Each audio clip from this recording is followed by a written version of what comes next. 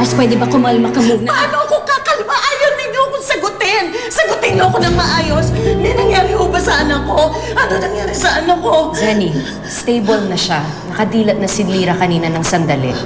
2 to 3 days na lang pwede na natin siyang ilipat sa normal na kwarto. Hindi mo ba narinig yung sinabi ni Doc? Ha? Okay na si Lyra. Ano ka ba?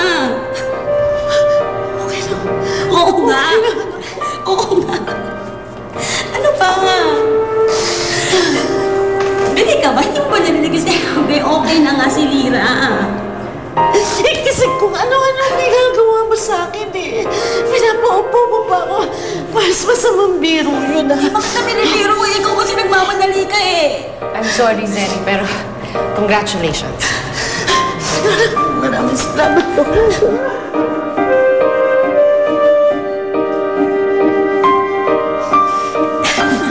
No, maraming salamat. Mas.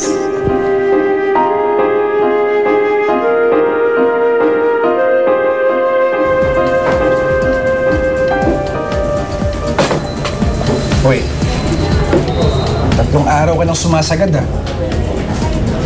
Punta ka sa burol. Tapos pupunta ka dito para lang maglasing.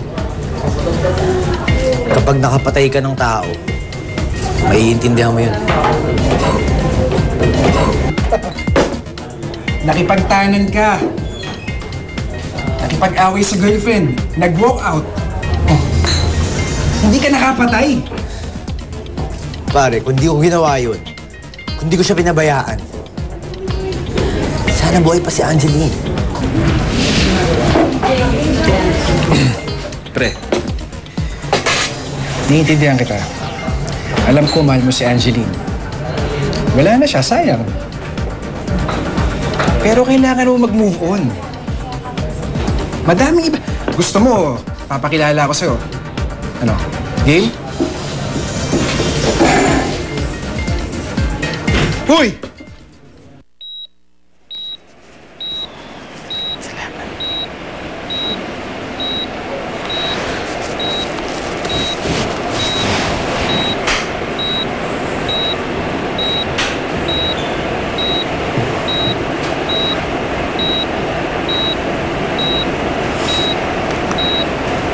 Lyra? Lyra? Anak? Lyra?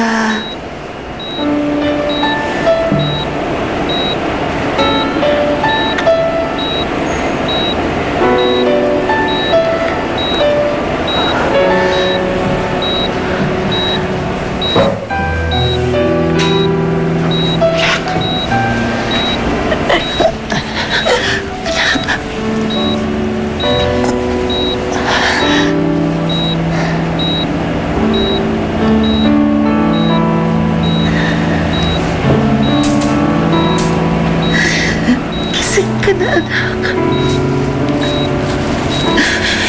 Gising ka na. Tinitignan siya sa panalangin ko.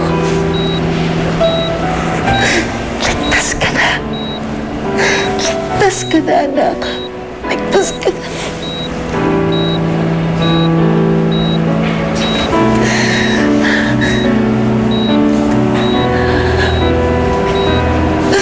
Ang saya ko. Ligtas ka na.